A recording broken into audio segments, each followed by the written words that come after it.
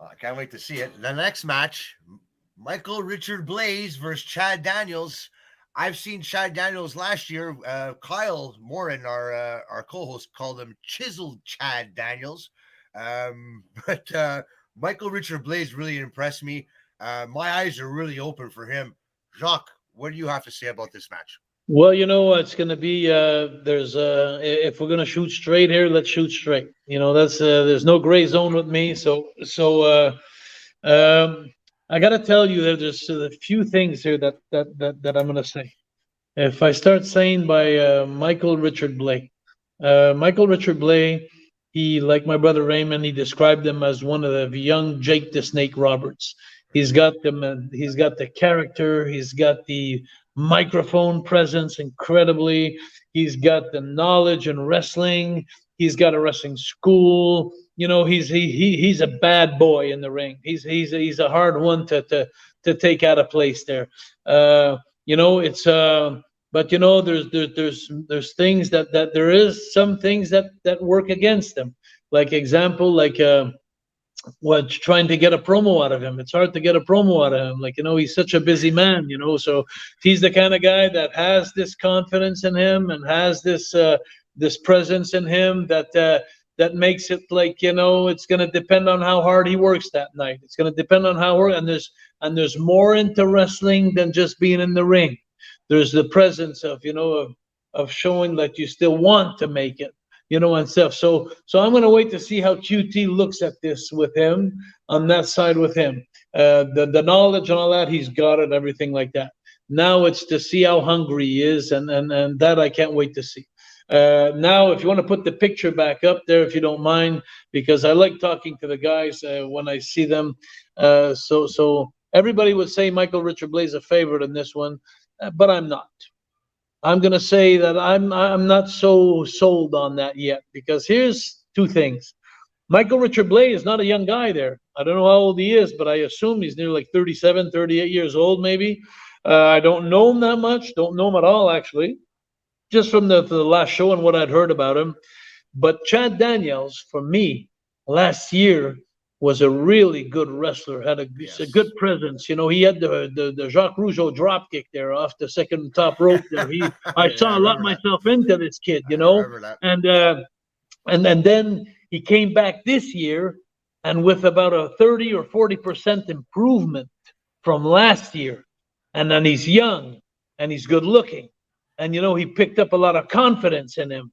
So, depending on what QT is going to be looking for, am I going to go with a guy like Michael Richard Blais, who has all the experience, he's ready to put in the ring and then perform and have his chance? Or, is he going to go with a guy, Chad Daniels, that is young, that's coachable, because he knows he's coachable, everything has improved since last year? So I'm not going to go as easily as everybody else and say that Michael Richard Blais is the favorite for sure.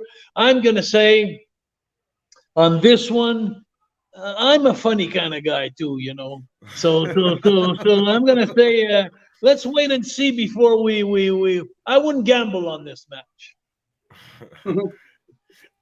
Jeremy, I know. I think we talked about you being in the ring with Michael Richard Blais a couple of occasions. Chad Daniels, he was in the competition last year. What are your thoughts on this match? Well, I've wrestled Michael Richard Blais, met him for the first time and wrestled him in Vancouver a couple of months ago. And I was one of the people who strongly recruited him into Wrestling Academy because I hear names throughout Canada. It's one of the things that I do. If I say I'm going to be the best in Canada, I want to fight whoever people will say are potentially better than me or as good as me. And I meet a lot of frauds. I meet a lot of people that it's like, okay, people say you're good, but you just have a lot of people who've only seen you. I want to go to your territory, which is maybe an easy territory, and show that you're just a big fish in a small pond. I want to show that, if people see you and you're their favorite wrestler, well, then now they see Jeremy Prophet, and Jeremy Prophet becomes their favorite wrestler. I want to take your fan base. And if you're really as good as you say you are, then we will have a fantastic match, and the people will be treated to an excellent show. But if you're a fraud, then you're in for a rude awakening if you step in the ring with me. I'll take you into some very deep waters, and people will never look at you the same. So that's how I felt about Michael Richard Blais. Everyone's talking about MRB, Chucky Blais, Michael Richard Blais. So I said, I welcome the opportunity to step in the ring with you. But I'll say this, he is one of the few that I got in there with, and he lived up to every bit of his hype. And I'll go as far as to say, I personally feel as a wrestler, now we're talking just wrestling, we're not talking everything else, but just bell to bell, the wrestling, I'll say he's as good of a wrestler as me. And that's a big compliment. I probably wouldn't have that compliment for anybody else in Canada, but he's as good of a wrestler as me. But it takes more than just wrestling to win Wrestling Academy. You have to have the promo ability. You have to have the body, the character. You have to have a lot more things. So I think a lot of people remember the match he had with Cody Brown, and it was a great wrestling match. Jacques said it was one of the greatest matches in Wrestling Academy. I still believe that my match with Kyle Zachary was far superior, but I digress. It takes more than just the wrestling. And I know that at the Nightmare Factory in QT, he looks for more than that. So I don't think it's a sure thing that MRB is going to just steamroll over Chad Daniels. Now I'll talk about Chad because he was one of my first round opponents. We had a 6-man tag that involved Chad. And Chad at that point, I don't even know if Jacques was aware of this, but Chad was kind of like what we just talked about with Zandra, that he had maybe less than 10 matches at that point. But if you watch that match, you would, what was that? I didn't know that. Yeah. So he had less than 10 matches by his own admission. And if you watch that match, you would never be able to tell that that was his experience level, because Chad listened. He followed everything I told him, kind of like what I said about Gabriel Savage a little earlier. He just listened. He followed well. And I personally believe I made him look like $1 million in there. I remember Jacques calling me the next day and saying that you and Chad Daniels, the stuff you did in there, he was so good. I think this guy, he's going to be one of the ones to look out for. I think he's got a great chance of going to the Nightmare Factory. And that was in the first round with someone who had less than 10 matches experience, but was able to follow along and look great. So now he's in a bit of a similar situation where he has someone who, by my own admission, as good of a wrestler as me. So if he can rise to that same level again, he might end up pulling off a surprise. And what I like about Chad this time around is he has worked on improving. He's improved his wrestling. He's improved his body. He's got a great physique. Chiseled Chad Daniels. We kind of laughed at Chiseled Chad Daniels last year, but this year he really is chiseled. He's got one of the better bodies in this competition, and he's improved the promo as well. And if I can be crude in saying this, I think he's a little pissed off from not winning last year. And to me, I like when you have that chip on your shoulder. I like it. No, I like seeing when guys have a chip on their shoulder.